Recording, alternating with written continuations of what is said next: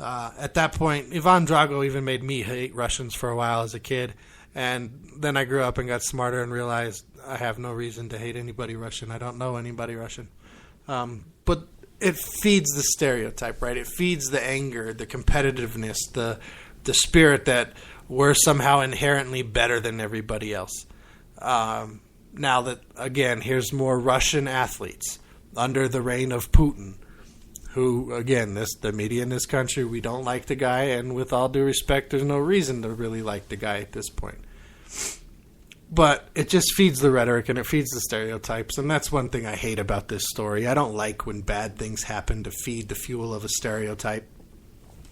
We have enough divisiveness and stereotypes already. One guy, here's another guy feeding into a current NBA stereotype. Everybody wants to go home and play in their home city. Dwayne Wade made that happen in free agency.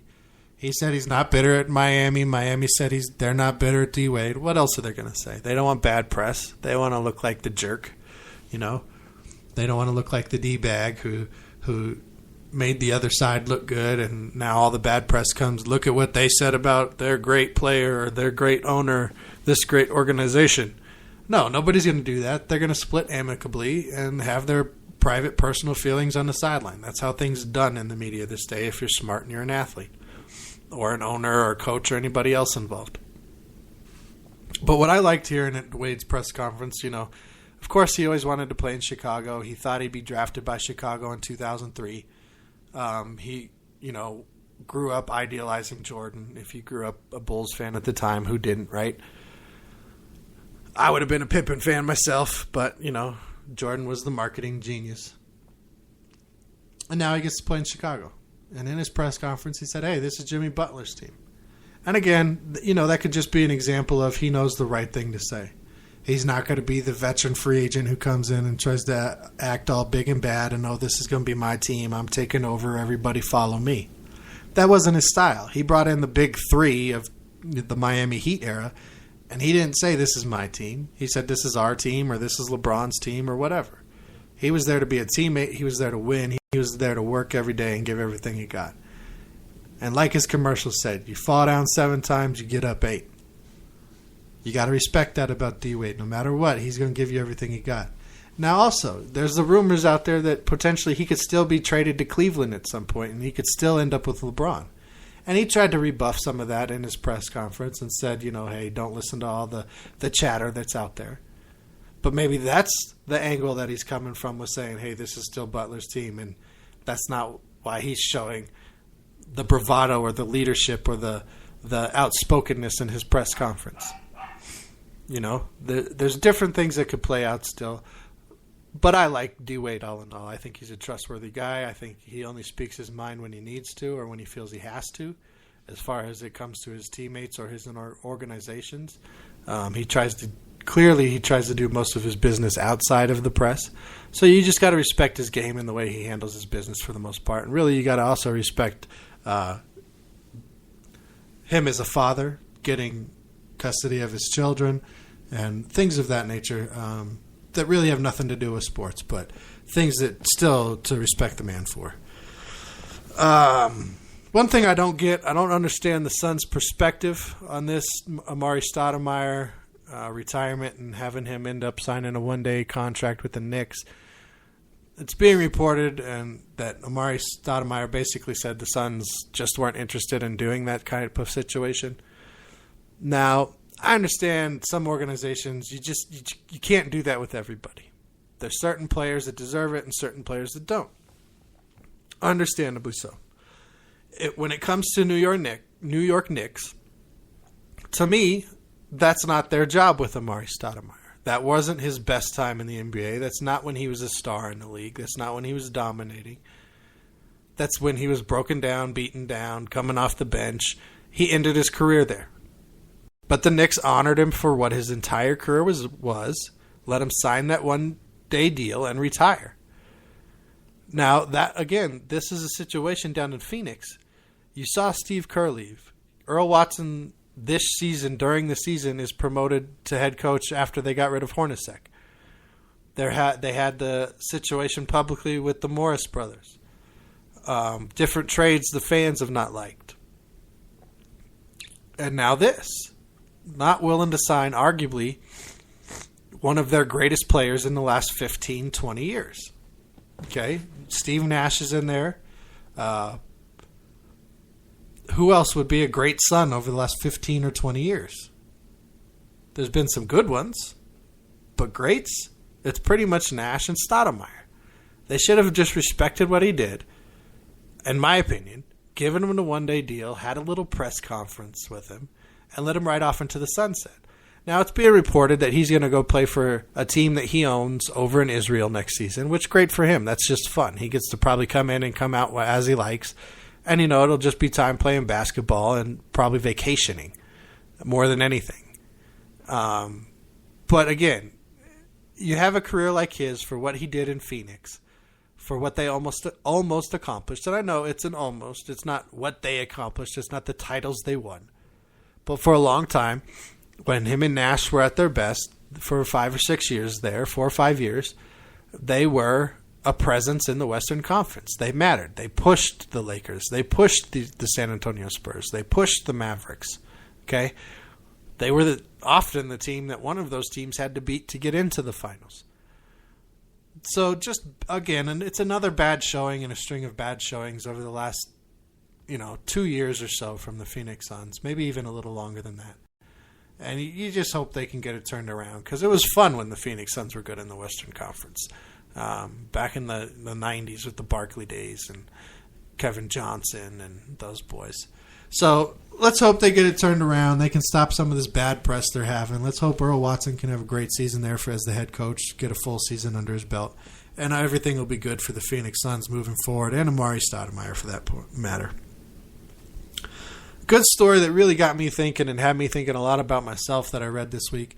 Matt Bowen, former Buffalo Bill and NFL player, wrote an article on ESPN.com about titled "What It's Like to Retire from the NFL." Excuse me, got a little allergy situation. And in this article, he covers a lot of stuff that you would expect him to talk about, a lot of feelings and how around this time of year things change, what he had to do to get back into life, and how he sat around for a while.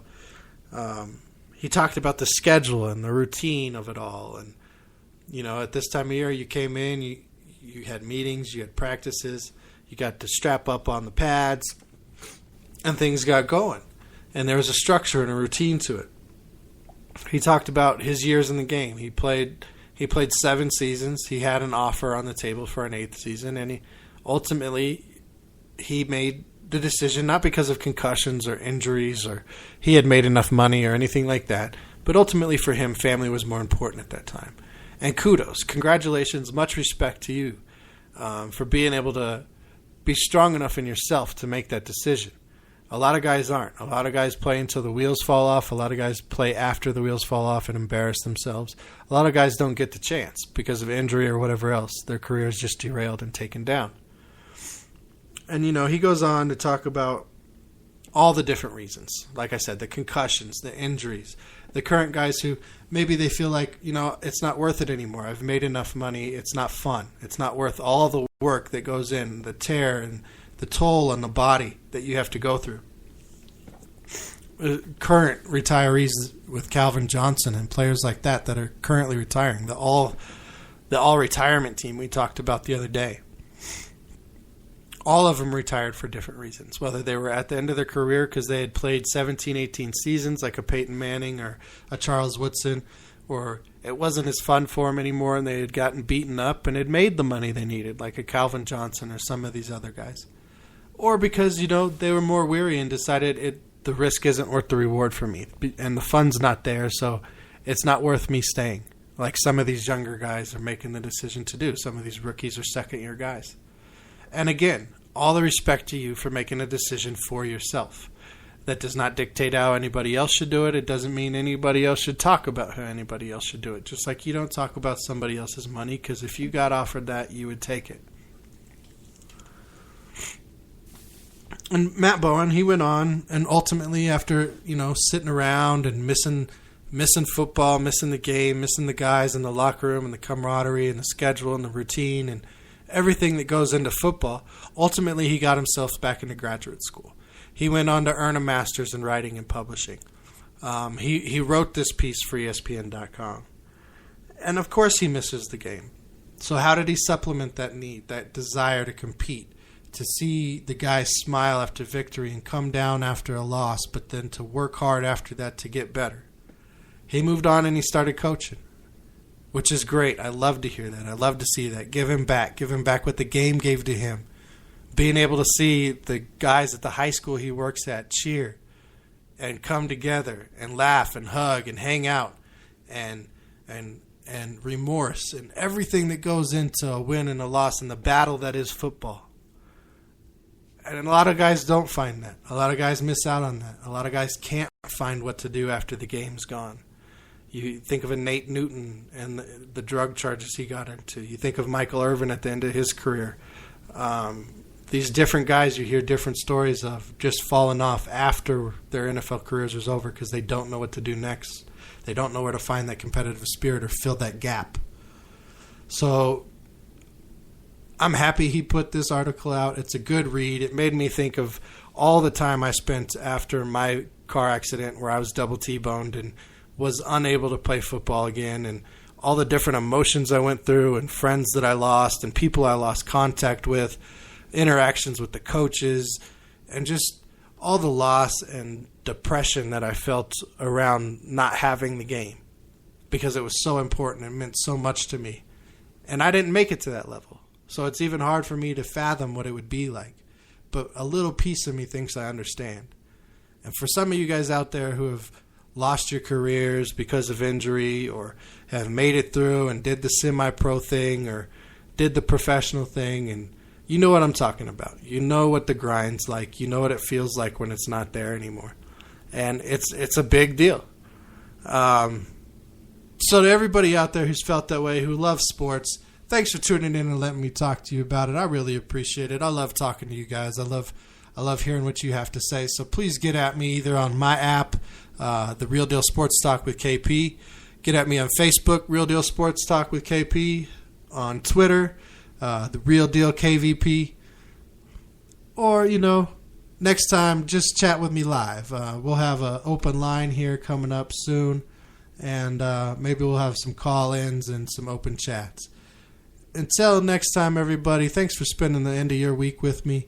I hope the beginning of your week goes well.